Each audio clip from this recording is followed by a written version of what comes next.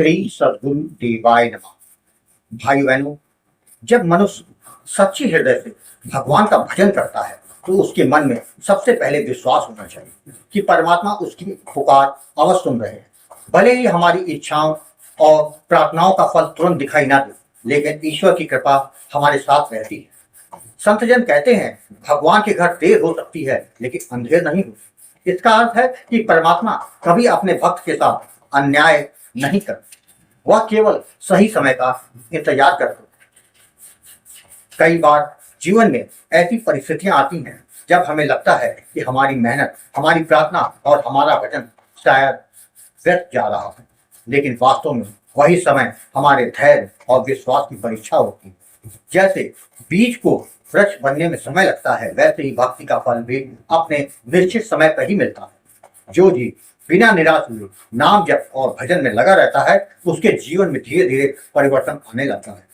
भगवान अपने भक्त को केवल बाहरी सुख ही नहीं देते, बल्कि उसके अंदर इतनी शक्ति और शांति भी प्रदान करते हैं कि वह कठिन से कठिन परिस्थितियों को पार कर सके।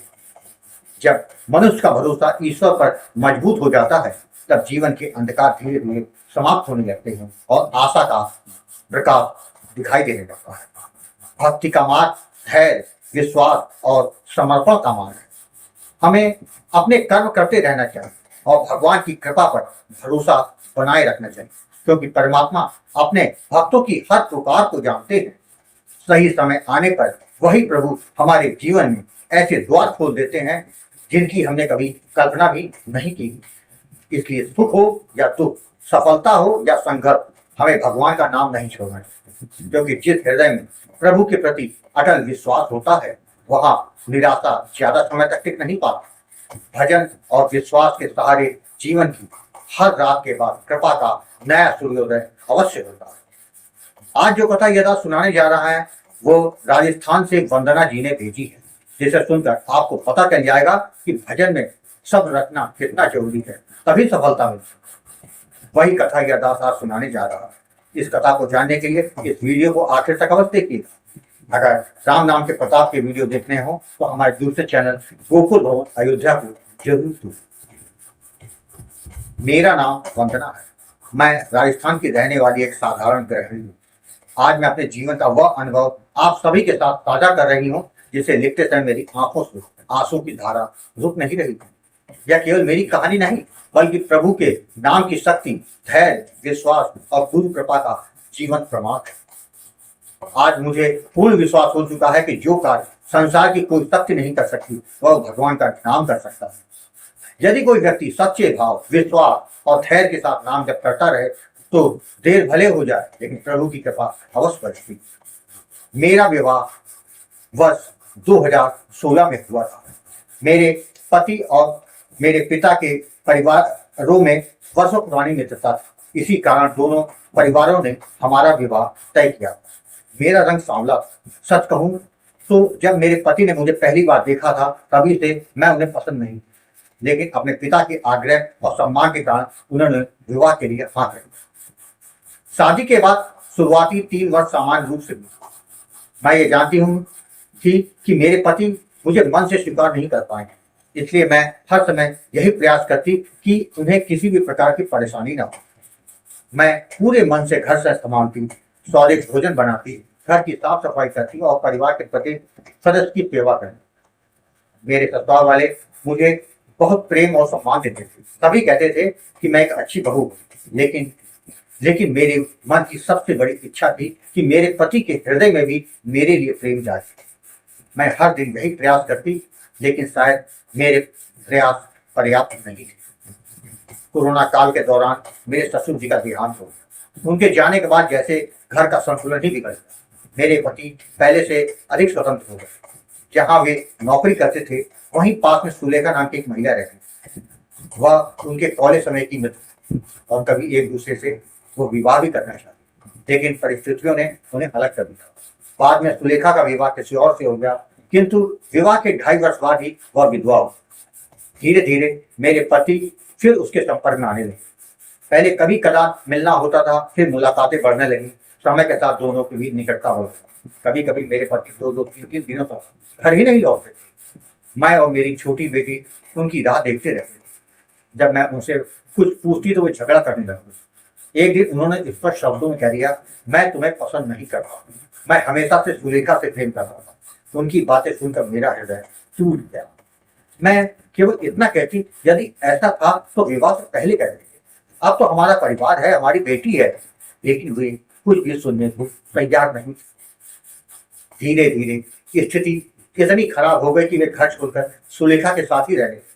परिवार वालों ने बहुत समझाया, रिश्तेदारों ने भी प्रयास किया, लेकिन उन पर इसका कोई प्रभाव नहीं पड़ा। उस समय मेरे जीवन में केवल अंधकार ही रहता। मैं अपनी बेटी को लेकर मायके आया। दिन भर किसी तरह समय कट जाता, लेकिन रात होते भी दर्द असहनीय होता। मैं अकेले में रोती रही और अपने एक राधा कृष्ण के सामने बैठकर प्रार्थना करती। कई बार ऐसा लगता कि जीवन में अब कुछ नहीं बचा। इसी बीच वर्ष 2022 में मेरी एक सहेली ने मुझे, गुरुजी आपका नंबर दिया। उसने कहा, एक बार बात करके देखो, शायद तुम्हें कोई मार्ग मिले। मैंने गुरुजी आपको कॉल किया और अपने जीवन की सारी पीड़ा सुनी। मेरी बात सुनने के बाद गुरुजी आपने कहा, बेटी परेशान मत हो, भाव और विश्वास के साथ प्रभु के नाम का स्मरण करो। ईश्वर की कृपा सब पर होती है, तुम पर भी होगी। हो सकता है थोड़ा समय लगे, लेकिन विश्वास मत छोड़ो। गुरुजी आपके शब्दों ने मेरे टूटे हुए मन को नया सहारा दिया। आपने मुझे राधा नाम का जप करने की विधि बताई और कुछ आवश्यक सावधानियां भी दी। मैंने उसी दिन से नाम जप प्रारंभ किया। प्रारंभ में मन बहुत भटकता था। कभी रोते रोते नाम जप कर, कभी शिकायत करती, कभी प्रश्न करती कि आखिर मेरी परीक्षा कब समाप्त होगा। लेकिन फिर भी मैंने नाम जप नहीं छोड़ा। दिन महीने बदले और महीने वर्षों में बदल गया। मैं निरंतर नाम जप करते, एक वर्ष बीत गया, फिर दूसरा वर्ष भी बीत गया, लेकिन मेरे जीवन की परिस्थितियां वैसी ही बढ़ी गई। कई बार मेरे अपने परिवार वाले भी कहने लगे, वंदना अब बहुत हो गया, नाम जप से कुछ नहीं होगा, तलाक ले लो और नई जिंदगी शुरू करो। उनकी बातें सुनकर मेरा मन डगमगा जाता। मैं फिर गुरुजी को फोन कर अपनी व्यथा सुनाई। एक बार मैंने बहुत दुखी होकर कहा, गुरुजी 2 वर्ष हो गए, कुछ भी नहीं बदला, अब मुझसे सहन नहीं होगा। तब गुरुजी ने पूछा, तुम क्या चाहते? मैंने कहा, मैं अपने पति को नहीं छोड़ सकता, मैं अपने परिवार को बचाना चाहता हूँ। तब गुरुजी आपने कहा, तुम फिर भाव और विश्वास का नाम जप करो, सब्र रखो। प्रभु की घड़ी मनुष्य की घड़ी से अलग होती है। उनके शब्द मेरे लिए संजीवनी में। मैं फिर उठती, नाम जप करते, समय बीतता रहा। मेरे जीवन में एक अद्भुत परिवर्तन होने लगा। हालांकि बाहरी परिस्थितियां नहीं बदल रही थी, लेकिन मेरा मन बदलने लगा। अब मैं पहली तरह हर समय रोती नहीं। मेरे भीतर एक अनजानी शक्ति उतरने लगी। रात्रि में कई बार मुझे स्वप्न में श्री राधा कृष्ण के दर्शन भी हुए। ऐसा लगता मानो कोई अदृश्य शक्ति मुझे संभाल रही। गुरुजी हर महीने मेरा हौसला बढ़ाते रहे। जब भी मेरा विश्वास कमजोर पड़ता, वे आशा करे दीपक जला रहे। और फिर वही दिन आया जिसका मैं वर्षों से इंतजार कर रहा। मई 2006। एक दिन अचानक मेरे पति मेरे मैके आ गए। उन्हें देखकर मैं आश्चर्यचकित रह गई। उन्होंने पूरे परिवार के सामने हाथ जोड़कर मुझसे माफी मांगी। उनकी आंखों में पश्चाताप के आंसू। उन्होंने कहा, मैंने तुम्हारे साथ बहुत अन्याय किया। मेरा अपराध क्षमा करने योग्य नहीं है, लेकिन यदि संभव हो तो मुझे माफ कर दो और मेरे साथ घर चलो। उनकी बातें सुनकर मैं फूट फूट कर रोने लगी। वर्षों का दर्द, प्रतीक्षा और पीड़ा जैसे आंसुओं के साथ बहे। मैंने उनसे पूछा, सुलेखा का क्या हुआ? यह सुनते हुए स्वयं रुक गए। उन्होंने कहा, भगवान ने मेरी करने की सजा मुझे दी। मैंने तुम्हारे साथ विश्वासघात किया था। जिस स्त्री के लिए मैंने अपना घर छोड़ा, उसने भी वर्षों के बाद मेरे साथ धोखा किया। उस दिन मुझे समझ में आ गया कि संसार का न्याय देर से हो सकता है, लेकिन ईश्वर का न्याय कभी गलत नहीं होता है। मैं अपने पति के साथ वापस अपने घर आ गया। आज मेरी बेटी को उसका पिता वापस मिल गया। आज मेरा परिवार फिर से एक हो गया। आज मेरे पति मुझे सम्मान और प्रेम देते, और सबसे बड़ी बात, आज मेरे हृदय में किसी के प्रति कोई शिकायत नहीं। मैं केवल इतना जानती हूँ कि यह सब प्रभु के नाम की कृपा का है, से तो हो सका।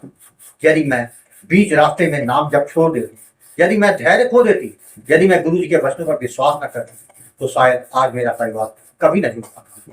इसलिए मैं हाथ जोड़कर सभी भाई बहनों से कहना चाहती हूँ, जब जीवन में अंधेरा हो तब नाम का दीपक जलाए रखें। जब परिस्थितियां विपरीत हो तो विश्वास मत छोड़िएगा। जब परिणाम देर से मिले तब धैर्य रखिए। क्योंकि भगवान की कृपा कभी व्यर्थ नहीं जाती, वह अवश्य आती है, लेकिन अपने उचित समय पे आती है। आज मैं अपने गुरुदेव को कोटि कोटि प्रणाम करती हूँ, जिन्होंने हर कठिन समय में मेरा साथ दिया, मेरा मनोबल बढ़ाया और मुझे नाम जप के मार्ग पर दृढ़ बनाए रखा। और मैं राधा रानी और भगवान श्री कृष्ण के चरणों में बारंबार प्रणाम करती हूँ, जिन्होंने मेरी पुकार सुनी और मेरे उजड़े हुए घर को फिर से बचा दिया। मेरे जीवन का अनुभव यही कहता है, नाम जब कभी व्यर्थ नहीं जाता, विश्वास और सब्र के साथ किया गया नाम स्मरण एक दिन अवश्य बरसात करता है। राधे राधे। भाई बहनों, जीव को अपने इष्ट और नाम पर पूर्ण विश्वास है। कभी कभी कृपा मिलने में देरी हो जाती, तभी तो कहा जाता है सब्र रखना जरूरी है। ईश्वर के काम में देर हो सकती है, लेकिन देर नहीं होती। यदि सब्र नहीं तो सब बेकार है।